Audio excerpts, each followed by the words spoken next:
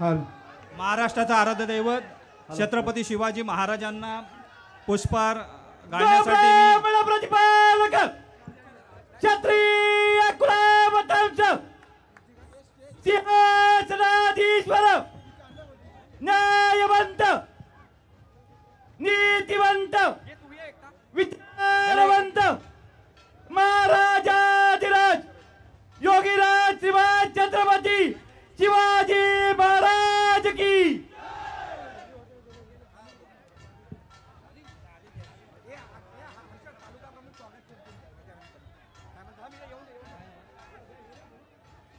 अखंड हिंदुस्थानचा कैवारी प्रबोधनकार सुपुत्र देव देश धर्म मराठी पदाचे मानविंदू हिंदू अस्मितेचे शिरोमणी हिंदुस्थानचे एकमेव हिंदू हृदय सम्राट हिंदू धर्म रक्षक सेनापती महानेता शिवसेना प्रमुख बाळासाहेब ठाकरे यांचा ठाकरे यांचा सन्माननीय पक्षप्रमुख उद्धव साहेबांचं स्वागत करण्यासाठी मी या रोहा तालुक्याचे लाडके तालुका प्रमुख सन्माननीय समीर शेठ शेडके आणि सर्वच विभाग प्रमुख आणि तालुक्यातील सर्वच पदाधिकाऱ्यांना मी विनंती करतो की त्यांचं उद्धव साहेबांचं स्वागत करायचं आहे। एकदा जोरदार टाळ्या वाजवूया। आवाज कोणाचा? उद्धव साहेब आगे बढ़ो, उद्धव साहेब आगे बढ़ो।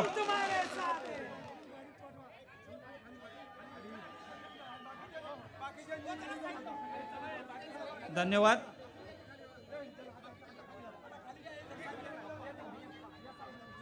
मी सन्माननीय आनंदजी गीते साहेबांना विनंती करतो की उपस्थित सभेला त्यांनी संबोधित करायचं आहे। धन्यवाद। एक मिनिट सगळे खाली चला, सगळे खाली चला। उरुस मैदानावर संपन्न होत असलेल्या या शिवसेना पक्षप्रमुख उद्धव बाळासाहेब ठाकरे यांच्या या जनसंवाद मेळाव्याला खास आवर्जून मुंबईतील मराठी मुस्लिम सेवा संघाचे अध्यक्ष ॲडव्होकेट फकीर मोहम्मद ठाकूर या ठिकाणी आज आवर्जून उपस्थित आहे। मी बोलण्यापूर्वी मी त्यांना विनंती करतोय की त्यांनी अगोदर या ठिकाणी संबोधित करावं। फकीर मोहम्मद ठाकूर या।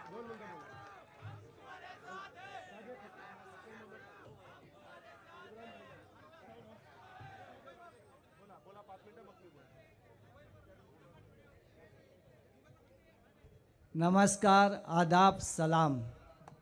व्यासपीठावर बसलेले माननीय आणि या महाराष्ट्राचे लाडके माजी मुख्यमंत्री श्री उद्धवजी ठाकरे साहेब आणि व्यासपीठावर असणारे सगळे सन्माननीय व समोर बसलेले माझे मराठी भाऊ बंधूंनो, मी या ठिकाणी खास मुंबईवरून आलो आहे।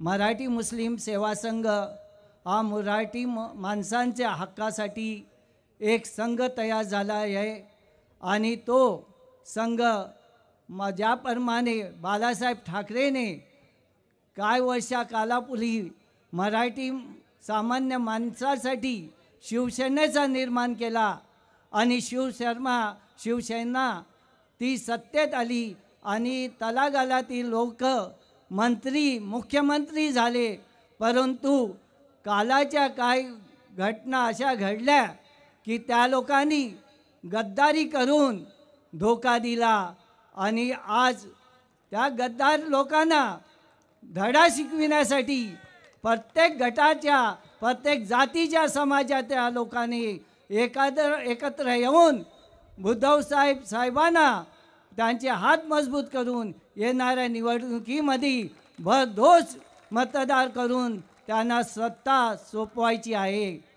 मी आपणास विनंती करतो की आज देशामध्ये जे घडत आहे न घटनेच्या याला धरून काम होत आहे, घटनेच्या विरोधात काम होत आहे, गव्हर्नमेंट एजन्सीज ही गव्हर्नमेंट एजन्सी ज्या घटनेची शपथ घेऊन त्या घटनेच्या विरोधात ज्या सरकारच्या दबावाखाली काम करत आहे त्यांनाही तेही गद्दारी करत आहे देशाबरोबर आणि देशाच्या घटनेबरोबर. म्हणून आमच्या जनतेचं कर्तव्य आहे की आम्ही जागृत होऊन अशा लोकांना धडा शिकवायचा आहे ज्यामुळे देशाची एकता अखंडता व देश अबाधित राहो.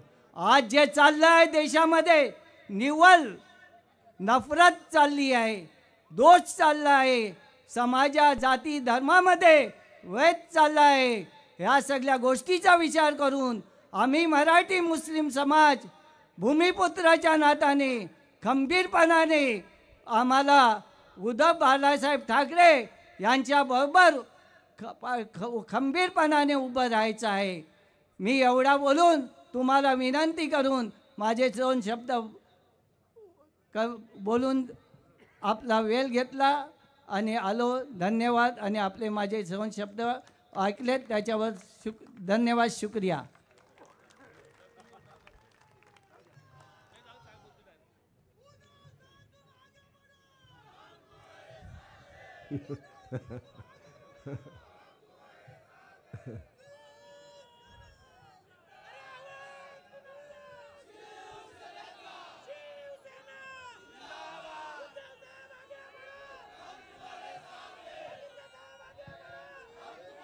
हिंदू हृदय सम्राट सरसेनापती श्रीमान बाळासाहेब ठाकरे यांचा. या रोह्याच्या या उरूस मैदानावर रोह्याच्या इतिहासातील असं म्हटलं तर चुकीचं होऊ नये साहेब, रोह्याच्या इतिहासातील न भूतो न द भविष्यती अशी विराट सभा या उरूस मैदानावर या ठिकाणी संपन्न होते आहे. ही सभा आपले पक्षप्रमुख उद्धव बाळासाहेब ठाकरे आणि व्यासपीठावर उपस्थित असलेले शिवसेनेचे सर्व सन्माननीय पदाधिकारी, लोकप्रतिनिधी आणि ही जनसंवाद सभा, जनसंवाद मेळावा यशस्वी करण्याकरता रोहा तालुक्यातील आणि तळा तालुक्यातील हजारोंच्या संख्येने उपस्थित असलेले शिवसैनिक बंधू भगिनी आणि मातांनो, रोहा ही कुणाची खाजगी मालमत्ता नाही आहे का? रोहा ही कुणाची खाजगी मालमत्ता नाही. रोह्याचा 7/12 कुणाच्या नावावर नाही, नाही ना.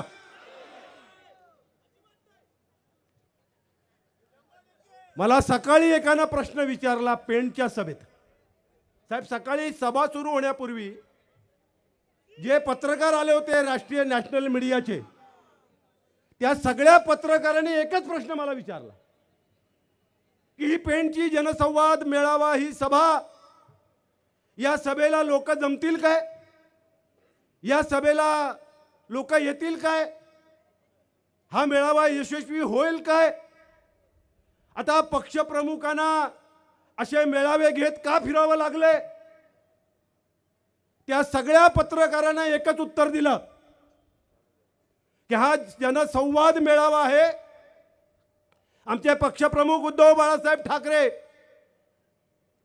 या रायगड जिल्ह्यातील तमाम जनतेशी संवाद साधणार आहेत. मग ह्या सभेला येतील की नाही येतील हा प्रश्न त्याने विचारला होता जो असं कालपर्यंत समजत होता की रोह्याचा 7/12 माझ्या नावावर लिहिलंय, त्यानं हा प्रश्न विचारला होता. आणि मग तेव्हा त्याला उत्तर दिलं. मी त्या पत्रकारांना सांगितलं वास्तविक तुमच्या या प्रश्नाला उत्तर देण्याची मला आवश्यकता नाहीये, त्याची दखल घेण्याची सुद्धा मला आवश्यकता नाहीये. पण जी पेणची सभा होईल, पेणचा मेळावा होईल, उद्धवजींचं भाषण होईल, जो जल्लोष होईल, जे वातावरण तापेल आणि ज्या घोषणा होतील, हे सगळं चित्र तुम्ही चित्रित करणार आहेत, हेच त्यांना पाठवून द्या, म्हणजे कळेल उद्धव साहेबांची सभा कशी होते ती. आता इथं मला काय कुठल्या पत्रकारांनी प्रश्न विचारला नाही आहे, इलेक्ट्रॉनिक मीडियानं प्रश्न विचारला नाही आहे, तरी सुद्धा माझी विनंती आहे की आता ही सभा जशी चित्रित कराल तशी त्यांच्याकडे पाठवून द्या आणि त्यांना कळू द्या की तुमचा 7-12 आम्ही खालसा केलेला आहे. साहेब, हा आपला गड आहे, जसा रायगड आहे तसा हा आपला गड आहे. कालपर्यंत इथं कुणाची तरी मक्तेदारी होती, कुणाची तरी दादागिरी होती. आता ती मक्तेदारी राहिलेली नाही, ती दादागिरी सुद्धा राहिलेली नाहीये. खरं म्हणजे आपण सगळे साहेबांना ऐकायला आलेला आहात, कारण या महाराष्ट्रानं जे कधी पाहिलं नाही, या महाराष्ट्राला इतिहास आहे. राज्याच्या निर्मितीपासून 1960 पासून विविध राजकीय पक्षांच्या सत्ता या महाराष्ट्रात होत्या. किंबहुना जवळजवळ 70 वर्ष काँग्रेसने एक हाती राज्य या देशावर केलं. पण त्या काँग्रेसनं सुद्धा जे कधी नीच आणि गलिच्छ राजकारण केलं नाही, त्याच्यापेक्षा नीच आणि गलिच्छ कुटील राजकारण केवळ सत्तेसाठी भारतीय जनता पक्षानं केलं. या सुसंस्कृत महाराष्ट्राला खरं म्हणजे आपल्याला कधीही अपेक्षित नव्हतं, या महाराष्ट्राने ते कधी अनुभवलं नव्हतं.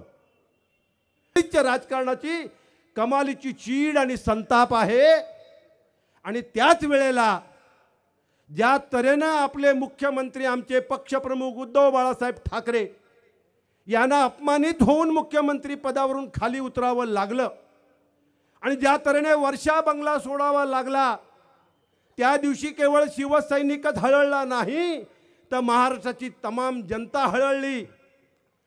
आणि म्हणून एका बाजूला महाराष्ट्राच्या जनतेच्या मनामध्ये देवेंद्र फडणवीस आणि भाजपाच्या बद्दल कमालीचा तिरस्कार आहे, तर दुसऱ्या बाजूला आपल्या सर्वांचे कैवारी आपले कुटुंब प्रमुख म्हणून उद्धव साहेबांच्या बद्दल कमालीची आहे का? आपल्या सर्वांना आस्था कमालीची आहे ना? विश्वास?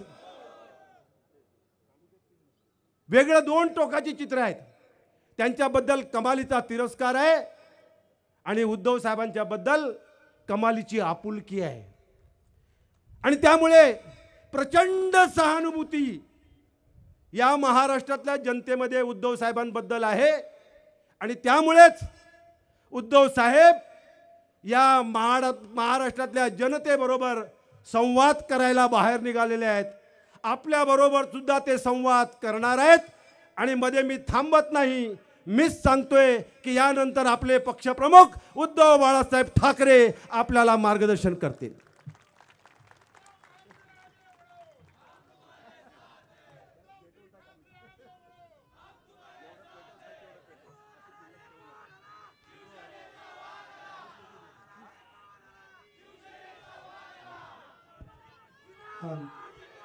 महाराष्ट्राचे कुटुंब प्रमुख श्रीमान उद्धव साहेब ठाकरे यांचा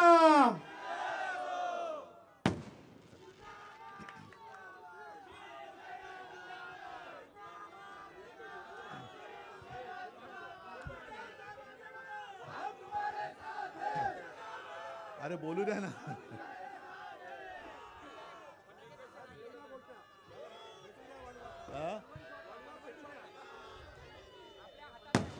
बरं, एकदा काय घोषणा द्यायची ती एकदा सगळ्यांनी मिळून द्या. द्या रे माईक करून घोषणा द्या आणि सगळ्यांनी जोरात बोला. दे घोषणा. पुढे हिंदुदय सम्राट सरसेनापती श्रीमान बाळासाहेब ठाकरे यांचा भवानी हर हर उद्धव साहेब आगे बढ़ो. ठीक आहे. जमलेल्या माझ्या तमाम हिंदू बांधवांनो, भगिनींनो आणि मातांनो,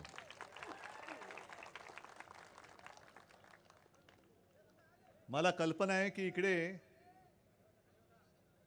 आपल्यासोबत मुस्लिम समाज पण आलेला आहे. आपलं दर्शन घेण्यापूर्वी मी दहावीर महाराजांचं दर्शन घ्यायला गेलो होतो, आशीर्वाद घ्यायला गेलो होतो. आणि त्या मंदिरामध्ये बोहरा समाज पण होता, जैन होते, गुजराती होते, सगळेच जण सोबत येत आहेत. याचा अर्थ असा की शिवसेनेचं हिंदुत्व काय आहे, शिवसेनेचं हिंदुत्व. मी दुपारी आपली आधी कुठली सभा झाली, चौलच्या सभेत बोललो की आमचं हिंदुत्व हे घरातली चूल पेटवणारी आहे आणि भाजपचं हिंदुत्व हे घर पेटवणारी आहे. आम्हाला घरं नाही पेटवायची. त्यांचं जे काय राजकारण चाललेलं आहे ते आम्ही चुलीत घालणार आहोत, कारण आम्हाला घरातल्या चुली पेटवायच्या आहेत. हे नुसतं धर्माधर्मात भांडणं लावायची, समाजात भांडणं लावायची, जातीपातीमध्ये तेढ निर्माण करायची आणि त्याच्यावरती पोळ्या भाजायच्या, हे असं दारिद्र्य, वैचारिक दारिद्र्य हे आमच्याकडे नाही. मी मुद्दामून दहावीर महाराजांच्या दर्शनाला का गेलो होतो, कारण तुम्हाला माहिती आहे आता की देश ज्या दिशेने चाललेला आहे आणि ज्या दिशेने देशालाही घेऊन जात आहेत, सर्व शासकीय यंत्रणा हे घरगड्यासारखे वापरतायत. मग माझा भरोसा हा तुमच्यावरती आणि दहावीर महाराज आणि आपली आई जगदंबा तिच्यावरतीच आहे. आणि मला खात्री आहे ज्या वेळेला धर्मावरती अधर्माचं आक्रमण होतं त्यावेळेला धर्म असा, मग तो कोणी असेल, तिकडे मी जातपात धर्म तसा नाही मानत. देशप्रेम हा एक माझा धर्म आहे. देशप्रेमी, देशभक्त, आम्ही भक्त आहोत, पण आम्ही कोणत्याही व्यक्तीचे अंधभक्त अजिबात नाही. आम्ही आमच्या देशाचे देशभक्त आहोत. होय, आम्ही देशाचे अंधभक्त आहोत.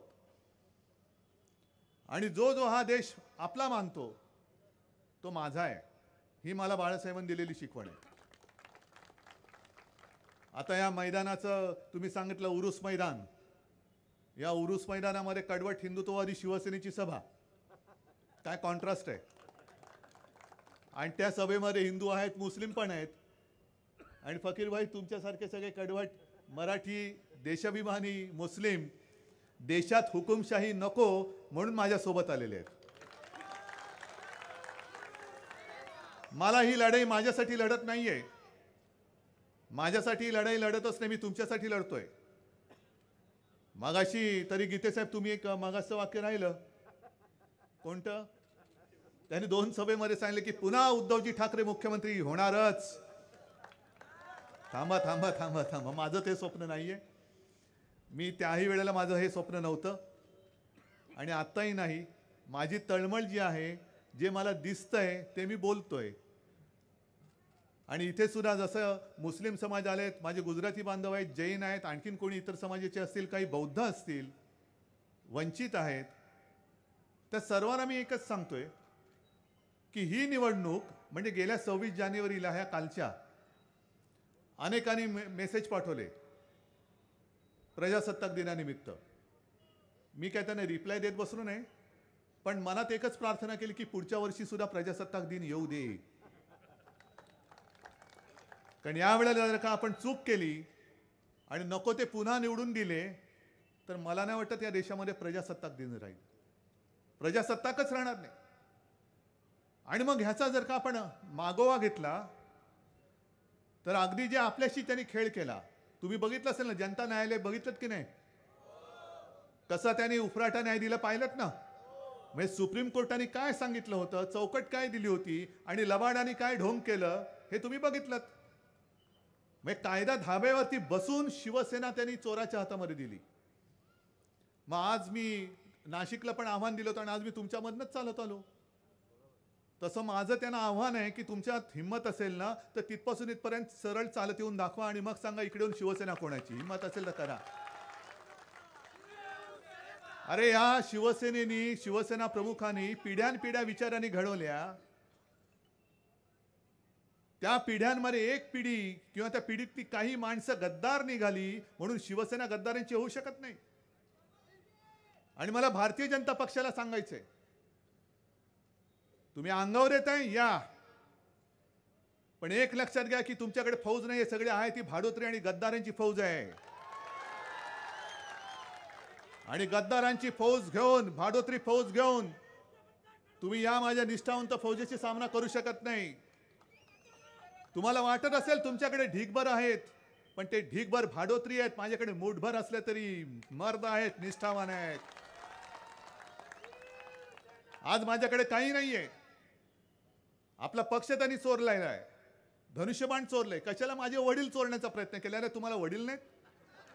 असेच उगवलात का? एक दिवस काही जमिनीतनं उगवलात की काय? माझे वडील कशाला चोरतात? माझे वडील आहेत. तुम्हाला वडील असतील किंवा नसतील, किंवा तुम्हाला तुमच्या वडिलांचा अभिमान नसेल, तर मी काही करू शकत नाही. मला माझ्या वडिलांचा अभिमान आहे, नक्की आहे. पण तुमच्याकडे ना विचार, मावळे तर सोडाच, तुमच्याकडे कार्यकर्ते नाहीत, नेते नाहीत, आदर्श नाहीत. सगळं काही चोरताय. चोर बाजार आहे भाजप, म्हणजे चोर बाजार आहे. आणि हा चोर बाजार, मग माझं म्हणणं असं आहे की तुम्ही आता सगळं संपवलं ना. उद्धव ठाकरे फडतूस, मी फडतूस स्वतःला म्हणून घेतोय, कारण मध्ये एकाला म्हटलं तर त्याला झोंबलं. कोणाला म्हटलं? तर मी म्हणतो मी फडतूस आहे ना. मग का आमच्या लोकांच्या मागे लागताय? का लागताय? आणि उद्धव ठाकरेला एकटा पाडायचा आहे ना, तर पाडा ना. हे बघा ना काय आहे माझ्यासोबत, हे बघा काय. म्हणजे जे भेकड आहेत, डरपोक आहेत, ते मिंदे सगळे शेपूट घालून भाजपच्या दारी गेलेले आहेत. पण जे वाघ आहेत ते आज सुद्धा शिवसेनेमध्ये आहेत. होय, माझ्या शिवसेनेत आहेत. आज मी सकाळपासून माझी तिसरी सभा. साहजिकच आहे, आज अर्थसंकल्प जो एक तात्पुरता अर्थसंकल्प असतो, त्याच्यात काय अर्थ नसतो. कारण खरा अर्थसंकल्प नवीन सरकार आल्यानंतर जुलैमध्ये येणार. पण ही जी संधी असते, ती संधी फार महत्वाची असते. निवडणुकीच्या आधी ज्या काय थापा मारायच्या असतात, त्या थापा मारण्याची संधी असते. आणि निर्मलाबाईंनी आज मोदी सरकारचा शेवटचा अर्थसंकल्प मांडला. याच्या पुढे मोदी सरकार देशात येणं शक्य नाही, अजिबात नाही. हे शेवटचं आहे. आणि अचानक आज त्यांना साक्षात्कार झाला. असतील इकडे काही लोक असतील की गेल्या वेळेला त्यांनी राष्ट्रवादीला मत दिलं असेल, आता त्यांनी सुद्धा गद्दारी केली, ते निवडून दिले त्यांनी. आणि मला वाटतं गीते साहेब तुम्ही त्यांच्याबद्दलच बोला 7-12चं. अरे आता 7-12 सोडा, हेच लोक तुमचे 12 वाजवणार आहेत. पण 10 वर्षानंतर, म्हणजे एक तर काय की साधारणतः एक 90 पासून 92 साली ते बाबरीचं घडलं. मग त्याच्यानंतर राम मंदिर. अटलजींचं सरकार येऊन गेलं, राम मंदिर नाही बनवलं. आम्ही त्यांच्यासोबत होतो, गीते साहेब त्यांच्यासोबत होते, मंत्री होते. आम्ही सांगत होतो राम मंदिर बनवा, नाही बनवू शकले. मग हे मोदीजी आले. आम्हाला वाटलं होतं की एक चांगला शेर आया है, पाकिस्तान को उसी की भाषा में जवाब देंगे. आज चीन घुसतोय. म्हणजे एवढं दुर्दैव आहे की चीन घुसतोय, चीनकडे बघण्याची सुद्धा हिंमत नाही. आमच्या लोकांच्या मागे ईडी लावतायत. अरे पाठवा ना चीनमध्ये ईडी. जा त्यात चीनचं कोण आहे, चिंगपॉंग पिंगपॉंग, त्याच्याकडे पाठवा ईडी. परत येते का बघा. पण मोदी सरकार आल्यानंतर आम्ही मागणी केली होती, इकडे मुस्लिम बांधव आले, त्यांनी सुद्धा जरूर आहे का, आम्ही मागणी केली होती की विशेष कायदा करा आणि राम मंदिर बनवा. बनवलं. राम मंदिराचा निकाल हा कोर्टाने दिला. मग तुम्हाला मंदिर बनवायला 10 वर्ष लागली, तोपर्यंत तुम्ही नुसते तुमचे देव घुंगट ठेवले होते. राम मंदिर, मंदिर वही बनाएंगे, मंदिर वही बनाएंगे, मंदिर वही बनाएंगे. 10 वर्ष तुम्ही राम मंदिरावरती काढली. आता सुद्धा दुसरी टर्म संपता निवडणूक जिंकायला तोंड दाखवायला जागा नाही, म्हणून तुम्ही राम मंदिराचा फार्स तिकडे केलात. आम्हाला तरी अभिमान आहे, कारण राम मंदिर व्हावं ही आमची सुद्धा इच्छा होतीच, शिवसेना प्रमुखांची तर होतीच, स्वप्न होतं. पण त्याला धाडस लागतं. धाडस नाही तुम्ही केलं, कोर्टाने दिलं म्हणून तुम्ही बनवलं. जनतेने पैसा दिला, त्या पैशातनं ते उभं राहिलं. मग एवढी वर्षे गेल्यानंतर या महिन्यामध्ये जी रामनवमी येते, या महिन्यात किंवा काही दिवसानंतर, त्या रामनवमीला रामाचा जन्म म्हटल्यानंतर राम लल्लाचं मंदिर त्या दिवशी का नाही केलं? 10 वर्षामध्ये काही केलं नाही. काँग्रेसने काय केलं? काँग्रेसने काय केलं? अरे काँग्रेसने काय केलं होतं ते विकून खाल्लं तुम्ही सगळ्या कंपन्या. सगळ्या ज्या काही उभ्या केल्या होत्या, संस्था केल्या होत्या, उभ्या कंपन्या उभ्या केल्या होत्या, ते विकून खाल्ल्या आणि दाखवायला काहीच नाही. काँग्रेसने क्या किया? हो, छोड दो ना. म्हणून तर काँग्रेसला घालवली होती ना आम्ही. म्हणून तर तुमच्यासोबत आम्ही काँग्रेसची लढत होतो ना.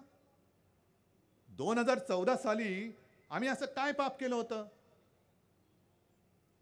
की लोकसभा निवडणुकीत आम्ही तुमच्या सोबत होतो. तुम्ही पंतप्रधान झाल्यानंतर 4 महिन्यामध्ये शेवटच्या क्षणी विधानसभेला तुम्ही युती तोडली. तो तुम्हीच तोडली, आम्ही नव्हती तोडली. एकनाथ खडसेंनी स्वच्छ शब्दात सांगितलेले की ती युती तोडण्याची जबाबदारी ही त्यांच्यावर सोपवली गेली होती. आणि मग संध्याकाळी, म्हणजे लक्षात घ्या, परवा शेवटचा दिवस अर्ज भरायचा आणि साधारणतः या सुमारास 6-6:30च्या सुमारास खडसेंचा फोन आला, उद्धवजी आता आपली युती राहू शकत नाही, आमचा युती तोडण्याचा निर्णय झाला आहे. आमचा म्हणजे त्यांचा झालेला आहे. काय 4 महिन्यात आम्ही धर्मांतर केलं होतं? मग पुन्हा 19 साली तेच झालं. मग आता हा जो काय तुम्ही चोर बाजार मांडलाय, ते जर का शानदारपणाने आमच्या सोबत राहिला असतात तर देवेंद्रजी, तुम्हाला आता पाव उपमुख्यमंत्री झालाय, ते 2.5 वर्ष पूर्ण मुख्यमंत्री झाला असतात ना. गमावलं कोणी? शिवसेनेने 2.5 वर्ष जी काय करायची होती, तरी मी शिवसेनेचा मुख्यमंत्री पुन्हा करणार तुमच्या आशीर्वादाने. हे तर माझं बाळासाहेबांनी दिलेलं वचन आहेच. पण हा जो काय तुम्ही चोर बाजार मांडलेला आहात, म्हणजे तुम्हाला याचा अर्थ काँग्रेस विरोधक म्हणून त्यांना संपवायचंय. तुमच्या सोबत जे मित्र राहिले, अगदी संकटाच्या काळामध्ये सुद्धा राहिले, ते हिंदुत्ववादी, कडवट हिंदुत्ववादी शिवसेना मित्रपक्ष, तोही नकोय. मित्रपक्ष तर नकोच, पण तुम्हाला तुमच्या पक्षातले जे तुम्हाला वाटतात की हे चांगले नेते आहेत, त्यांची सुद्धा तुम्ही पंख कापून टाकलेत. म्हणजे वापरा आणि फेकून द्या. शिवराज सिंग चौहानना तिकडे त्यांचा चेहरा वापरला, लाडली बेटी वगैरे सगळं केलं, लाड करून घेतले स्वतःचे आणि त्यांना दिलं कचऱ्याच्या टोपलीत टाकून. तिकडे रमण सिंगना टाकलं, तिकडे वसुंधराने टाकलं, इकडे देवेंद्रने टाकले. म्हणजे वापरा आणि फेका, हे तुमचं हिंदुत्व. आमचं हिंदुत्व असं नाही जो संकटात सोबत राहतो. आज सुद्धा हे माझ्याकडे काही नसताना लढायला माझ्या सोबत आलेले आहेत. अरे लढाई जिंकल्यानंतर मी यांना कसा विसरू शकेन? लढाई जिंकल्यानंतर कसा विसरू शकेन? पण आज मोदी बाबा जे आपल्या महाराष्ट्राच्या वाऱ्या करतायत, आजपर्यंत तुम्हाला महाराष्ट्र या देशाच्या नकाशावर माहिती नव्हतं? निसर्ग वादळ इकडे आलं होतं, त्योक्ते वादळ आलं होतं, मी मुख्यमंत्री होतो. अनेकदा केंद्राकडे सांगितलं होतं की आमचं महाराष्ट्राचं नुकसान झालं, काहीतरी मदत द्या. महाराष्ट्रामध्ये तेव्हा आले तर नाहीच, पण एक कवडी त्यांनी दिली नव्हती महाराष्ट्रासाठी. एक कवडी. गेले कुठे? वादळी गुजरातला गेलं नंतर, आणि मोदी सुद्धा गुजरातला गेले. सगळं काही ओरबाडून नेतात गुजरातला. गुजरातला सुखी समृद्ध करण्यासाठी आमची कोणाची नाहीये, अजिबात नाहीये. गुजरात करा, उत्तर प्रदेश करा, बिहार करा. उत्तर प्रदेशमध्ये जसं तुम्ही राम मंदिर बांधलं तसं आता कारखाने बांधा, तिकडे द्या, तिथल्या लोकांना तिथल्या तिथे रोजगार द्या, बिहारच्या लोकांना तिथल्या तिथे रोजगार द्या. पण गुजरात समृद्ध करताना माझ्या महाराष्ट्राचं वैभव तुम्ही ओरबाडता आहात. हे ओरबाडून आम्ही तुम्हाला नेऊ देणार नाही, अजिबात नाही. आणि मग तुमच्या जबाबदारीची जाणीव तुम्हाला झाली पाहिजे. अब के बार 400 पार. कशासाठी? महाराष्ट्र खतम करायला, महाराष्ट्र ओरबाडायला देणार आहात तुम्ही त्यांना मतं? परत निवडून देणार आहात? माझा संताप आहे तो व्यक्तीवरती नाहीये. माझा आणि नरेंद्र मोदीजींचं काही भांडण नाहीये. मी आज सुद्धा समोर आलं तर नरेंद्र भाईच म्हणेन त्यांना. पण तुम्ही माझ्या महाराष्ट्राच्या मुळावर आलेला आहात, ते मात्र शिवरायाचा महाराष्ट्र अजिबात सहन करणार नाही, करूच शकत नाही. बरं, कहर म्हणजे जेव्हा अयोध्येचं राम मंदिर तिकडे उभं राहिलं तेव्हा एक कोणतरी टोणगा, हल्ली काय झाले, खूप टोणगे झालेले आहेत, मोदीजींची तुलना छत्रपती शिवाजी महाराजांबरोबर केली. अरे निर्बुद्ध माणसा, बिंडोक माणसा, महाराजांचं महत्त्व तुला कळलंय? महाराजांनी आम्हाला माता भगिनींचा आदर करायला शिकवलेलं आहे. मोदीजी एकदा तरी मणिपूरमध्ये गेलेत, तिथे जी काय महिलांची विटंबना झाली त्याच्याबद्दल एक चकार शब्द बोललेत. आपल्या मावळ्यांना त्यांनी आदेश दिला होता की शेतकऱ्यांच्या भाजीच्या देठाला जरी हात लागला तरी याद राखा. आणि इकडे शेतकरी आत्महत्या करतायत. गेल्या वर्षी शेतकऱ्यांनी उत्तरेमध्ये आंदोलन केलं होतं, रस्त्यावरती बसले होते, थंडी वाऱ्यामध्ये काही शेतकरी तर मेले. कहर म्हणजे त्यांना अतिरेकी ठरवले होते. आणि अतिरेकी शेतकऱ्यांना अतिरेकी ठरवणारे शिवाजी महाराज होऊ शकतात? काय वाटेल ते बोलायचं. मग दया मला त्या माणसाची येते की बिंडोक माणसं किती असतात आणि परत ते लोकांना ज्ञान देत असतात. हे संपूर्ण म्हणजे सगळं दिसत असून सुद्धा आंधळेपणाचं ढोंग आणणारी माणसं आहेत. मणिपूरमध्ये गेलेले नाही आहेत, शेतकऱ्यांच्या आत्महत्या होत आहेत, महाराष्ट्रामध्ये आत्महत्या होत आहेत. अगदी गेल्या महिन्यात जानेवारीमध्ये अमरावतीत एका संत्रा उत्पादक शेतकऱ्यांनी आत्महत्या केली. तिथल्या गावकऱ्यांनी मग काय केलं, सगळे संत्री उत्पादक होते, त्यांनी त्याच्या दशक्रियेचं आमंत्रण मोदीजींनाच पाठवले. या दशक्रिया ह्याची, या तुम्ही इकडे. आणि मग ते जे काय धोरण ठरवणारे असतात त्या सगळ्या अधिकाऱ्यांना बोलवलं, त्या संबंधित मंत्र्यांना बोलवलं. अमुक अमुक वेळ या दिवशी या आत्महत्या केलेल्या शेतकऱ्याची दशक्रिया विधी होणार आहे, आपण कृपया यावं. ही इथपर्यंत पाळी आलेली आहे महाराष्ट्राची. आणि आज तुम्हाला आठवतंय की आम्ही 4च जाती मानतो, महिला, गरीब, तरुण आणि शेतकरी. काय या 4 जाती काय आत्ता जन्माला आल्यात? महिला काय आत्ता जन्माला आल्यात? शेतकरी आत्ता जन्माला आलेत? 10 वर्ष तुम्हाला कळलं नाही. पण 10 वर्षानंतर आता निवडणूक आल्यानंतर आज तुम्हाला महिला आठवल्या, आज तुम्हाला शेतकरी आठवले, आज तुम्हाला तरुण आठवले, आज तुम्हाला गरीब आठवले. मग 10 वर्षामध्ये मला सांगा इकडे किती नवीन रोजगार आलेत? महिलांना किती उज्ज्वला योजना मिळाल्यात? गॅस सिलेंडर किती मिळालेत? नवीन काय आले तुमच्या गावामध्ये जे केंद्र सरकारने दिलं ते मला सांगा. पण आता यांना हे सगळे वर्ग आठवतात का? कारण निवडणुकीला तुमची मतं पाहिजेत. मी आज त्या निर्मलाबाईंचं खरंच अभिनंदन केलं, कारण त्यांनी मोदीजींच्या समोर एक जाणीव त्यांना करून दिली की तुम्ही जर ह्या वर्गाचा विचार नाही केला तर तुम्ही तुमच्या मित्राचे खिसे भरू शकत नाहीत. कोण मित्र? 10 वर्ष तुमच्याकडे बघितलं होतं? 10 वर्ष अजिबात बघितलं नाही. पण मित्रांसाठी जर का काही करायचं असेल तर आत्ता ह्यांना तुम्हाला काहीतरी लालूच दाखवावीच लागेल. म्हणून सांगितलं की आम्ही आता पुढे 4 जातींवरती जाती. एका बाजूला महाराष्ट्रामध्ये आगी लावताय, फसवताय लोकांना, जातीचं सर्वेक्षण चाललेलं आहे, आणि इकडे तुम्ही म्हणताय 4 जाती आहेत. आम्ही जातीपाती मानत नाही, आम्ही माणसं मानतो. आम्ही माणसं आहोत आणि देशभक्त आहोत. मी मुख्यमंत्री होतो, मी कधी जातपात धर्म बघितलेला नव्हता आणि बघणार सुद्धा नाही. आणि म्हणून मी इथे जे मुस्लिम बांधव आहेत आणि हिंदू सुद्धा आहेत त्यांना सांगतो की आपलं हिंदुत्व काय आहे. 2 औरंगजेबांची उदाहरणं मी नेहमी देतो. तुम्हाला माहिती असेल मी दसऱ्याच्या मेळाव्यात सुद्धा मागे दिलं होतं, मध्ये संभाजीनगरला सुद्धा दिलं होतं.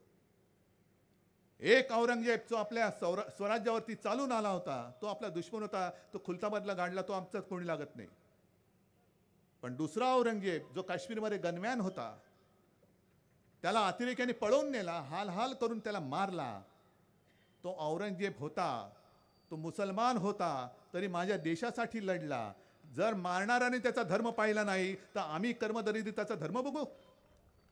असेल मुसलमान, पण तो जो माझ्या देशासाठी त्यांनी आपला प्राणत्याग केला तो माझा भाऊ होता. हे आमचं हिंदुत्व आहे.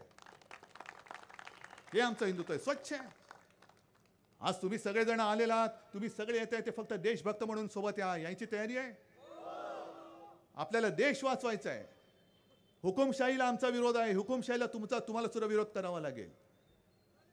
ही लढाई नुसती गद्दारांना तर गाडावंच लागेल हो. त्याच्यात काही मला दुसरं काही म्हणायचंच नाहीये. कारण रायगड म्हटल्यानंतर गद्दारांना राजकारणात सुद्धा टकमकटोक दाखवावंच लागेल.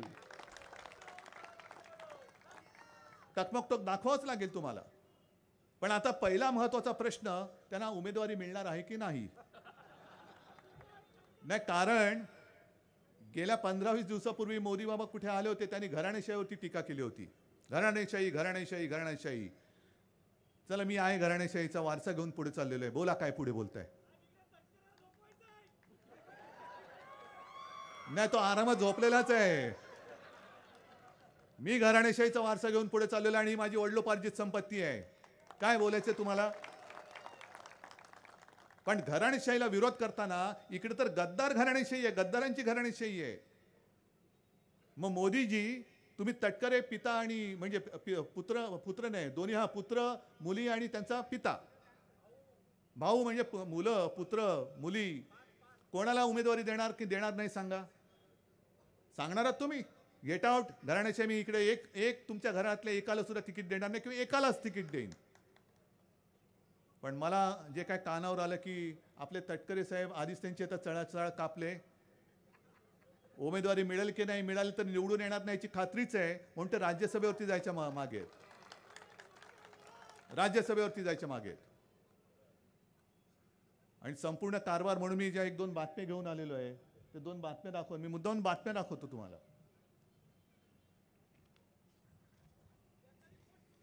हे बघा, हे जरा टी व्हीवाल्यांनी मोठी करून दाखवा, कारण ही महाराष्ट्र टाइम्समध्ये आलेली आहे, सामनामध्ये आलेली नाही. कारण लोकांना असं वाटतं की सामना नुसती टीका करते, टीका नाही करत, सामना डोळ्यात अंजन घालतो. ह्या 2 बातम्या आहेत, 2 बातम्या बाजूबाजूला दिलेल्या आहेत. हेमंत सोरेन यांना अटक. का अटक झाली? त्यांच्यावरती घोटाळ्याचे आरोप झाले, बरोबर ना. आणि दुसऱ्या बाजूला आणखीन एक बातमी आहे, महाराष्ट्र राज्य सहकारी बँक या राज्याच्या शिखर बँकेमध्ये कर्जाचे वितरण करताना सुमारे 25,000 कोटी रुपयांचा घोटाळा केल्याच्या आरोप प्रकरणात राष्ट्रवादी काँग्रेसचे नेते व उपमुख्यमंत्री अजित पवार यांच्यासह अनेक राजकीय नेत्यांविरोधात पुरावे नाहीत अशी भूमिका घेत त्यांना क्लीन चिट दिली. ही आहे मोदी गॅरंटी. ही आहे मोदी गॅरंटी कि आपको जो करना है करो, जितना खाना है खाओ, भाजपा में आ जाओ, सब कुछ भूल जाओ. मोदी गॅरंटी. मग किती उघडपणाने हा सगळा कारभार चाललेला आहे. आणि आम्ही नुसतं बघत बसायचं. आज हेमंत सोरेन त्यांच्याबरोबर गेले असते, नितीश कुमार सारखे, तर हेमंत सोरेनला अटक केली असती? नसती केली. पण हेमंत सोरेन लढाईला उभे राहिले म्हणून तुम्ही त्यांना तुरुंगात टाकता. नितीश कुमार तुमच्यासोबत आले म्हणून तुम्ही त्यांना घेतलं, पण त्याच दिवशी लालू प्रसाद आणि त्याच्या पोरांना सुद्धा ईडीने बोलवलं होतं, आणि ते तुमच्यासोबत आले तर त्यांना पण सोडून द्याल. हे एवढ्यावरच थांबत नाहीये. मुंबई महापालिकेमध्ये सुद्धा निधी वाटपाचा जो घोटाळा केलेला आहे, ती सुद्धा बातमी आजच्या लोकसत्तेत आलेली आहे. विरोधी आमदारांबाबत दुजाभाव. एक तर मला आता माहिती घ्यायची की आजपर्यंत कधीतरी मुंबई महापालिकेने आमदार निधीसाठी पैसे दिले होते का? पण याच्यामध्ये जी काही नावं आलेली आहेत त्याच्यात निधी लाभार्थी सत्ताधारी मंगल प्रभात लोढा, बरोबर आहे, यांना 30 कोटींच्या निधीची मागणी 28 जूनला 24 कोटी मंजूर भाजपचे. मिहीर कोटेच्या भाजप मुलुंड 26 कोटींचा निधी तातडीने देण्याचा निर्देश. कोटेच्या यांना 80% निधी मंजूर. दुसरे ते भातकळकर, त्यांना सुद्धा तसंच. त्याच्यानंतर ते गोळीबार फेम माहिती आहेत ना तुम्हाला, गद्दार तर आहेच, बरोबर आहे, त्या गद्दार म्हणून मी नावच नाही घेत. त्यांना सुद्धा 28 कोटी महापालिकेकडून मंजूर. आणि दुसरं म्हणजे ज्या लबाडाने आपल्या विरुद्ध निर्णय दिला होता, 28 कोटी रुपये मंजूर केले. ज्या दिवशी पत्र आलं त्याच दिवशी.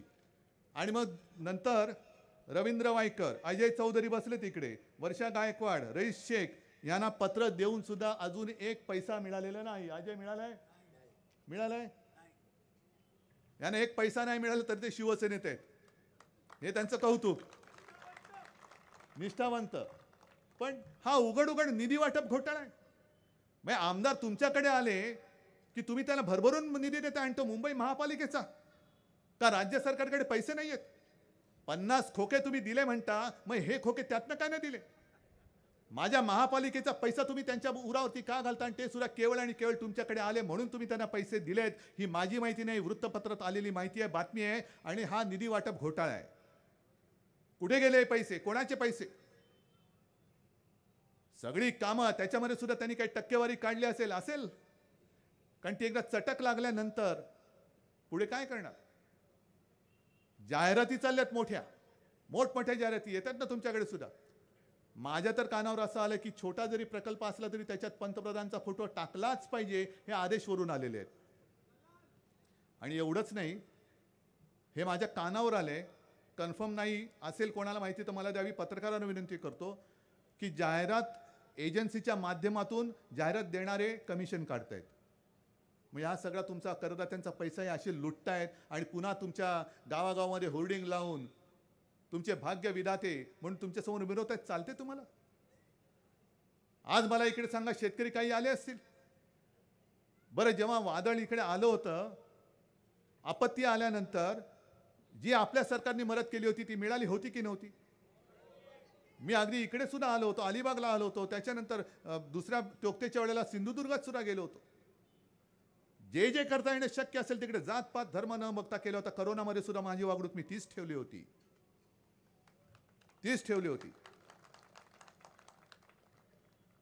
कारण मुख्यमंत्री आणि घटनेची शपथ घेतल्यानंतर आहे, माझे विचार माझ्याकडे आहे, मी काही हिंदुत्व सोडलेलं नाहीये, सोडू शकत नाहीये.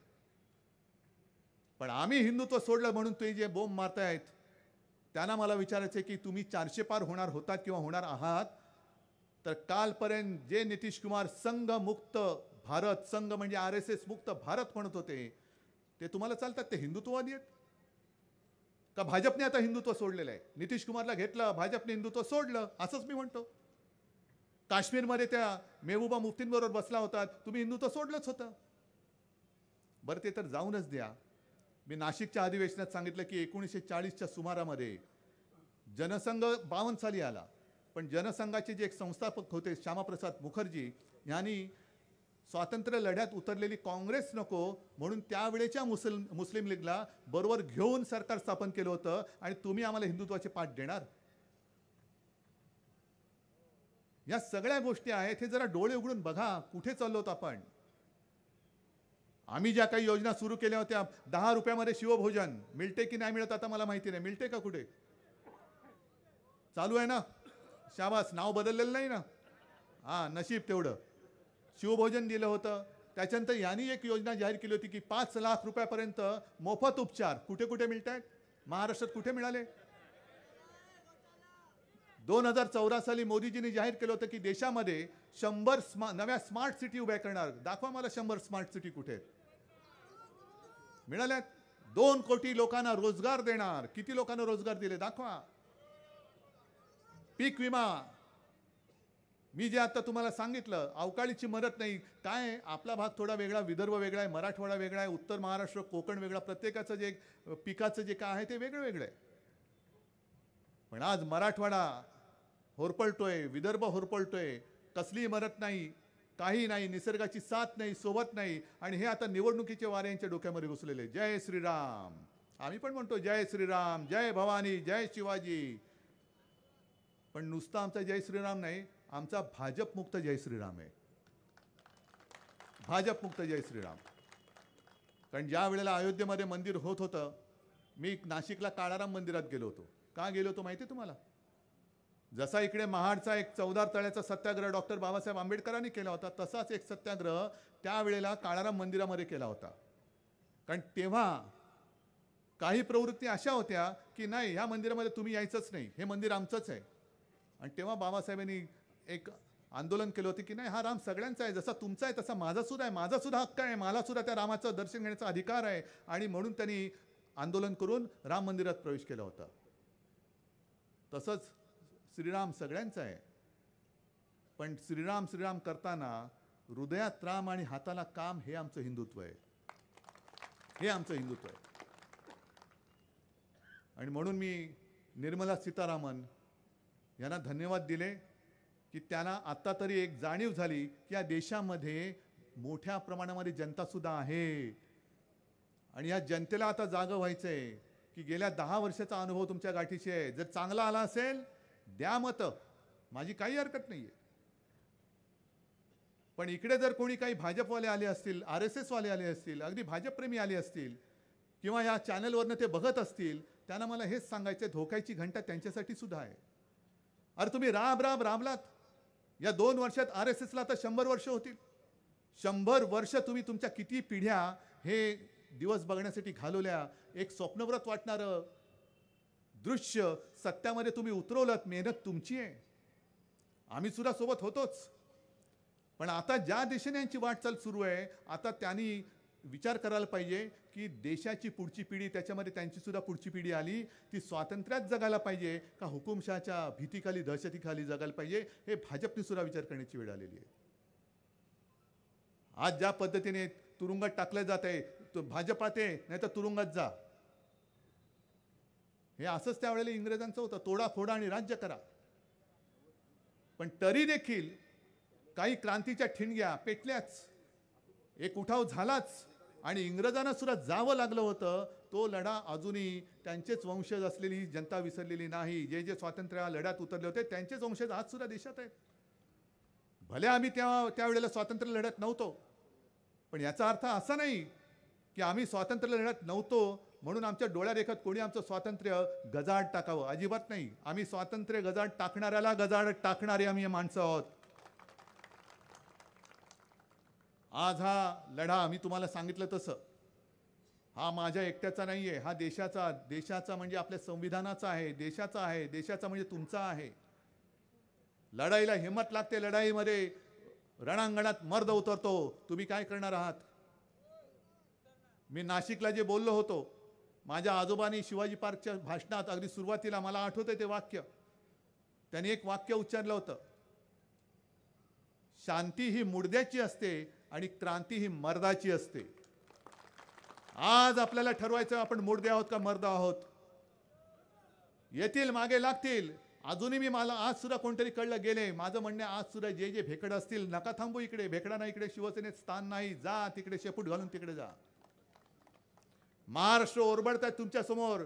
भेकडानो बघत बसा, शेपूट हलवत बसा. आम्हाला ते जमू शकत नाही.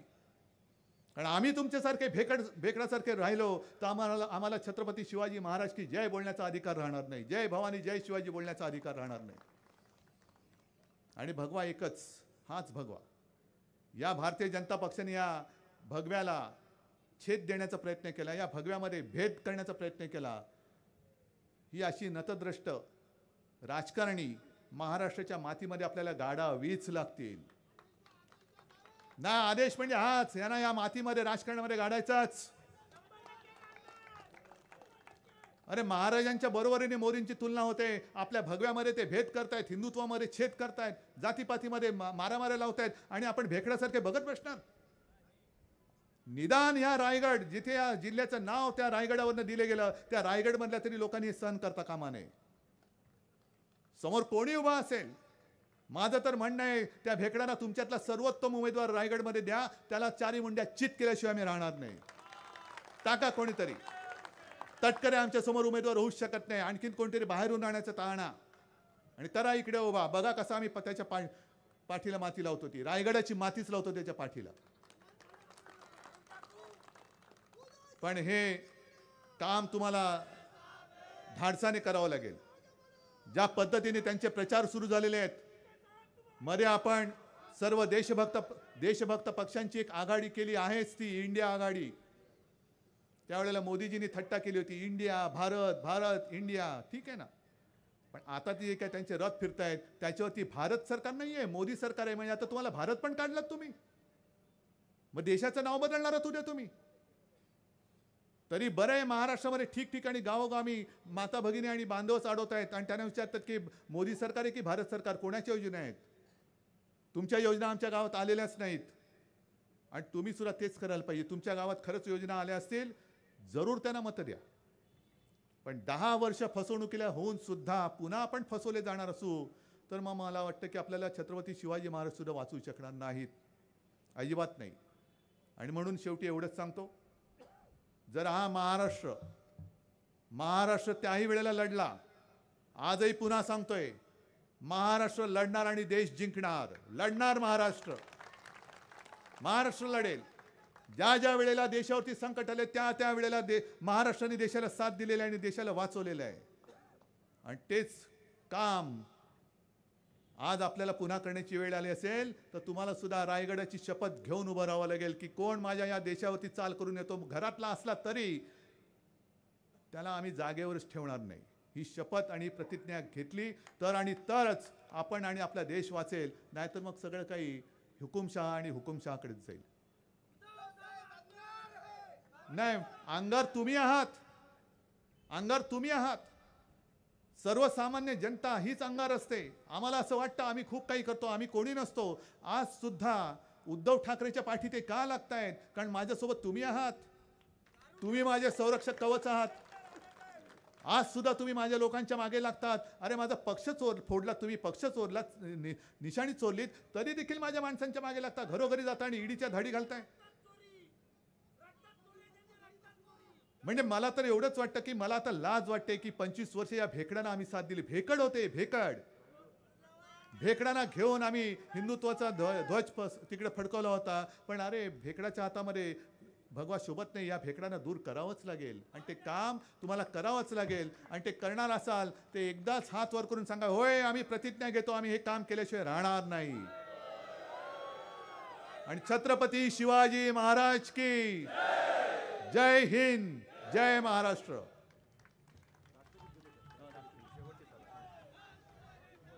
राष्ट्रगीतानं सभेचा समारोप होणार आहे. कारण आजच्या दौऱ्यातली ही शेवटची सभा आहे, तिसरी सभा आहे. त्यामुळे राष्ट्रगीत होईल. सर्वांनी उभं राहून, सगळ्यांनी जागेवर उभं राहून खड्या आवाजात राष्ट्रगीत म्हणायचं आहे.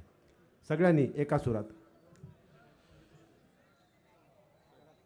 जनगण मन अधिनायक जय हे भारत भाग्य विधाता.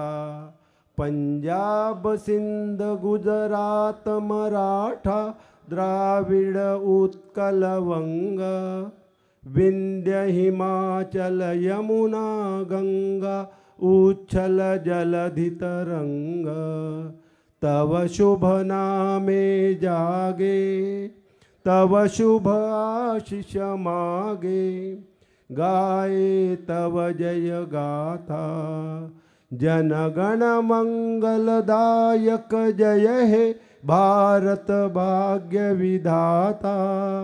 जय हे, जय हे, जय हे, जय जय जय जय हे. भारत माता की.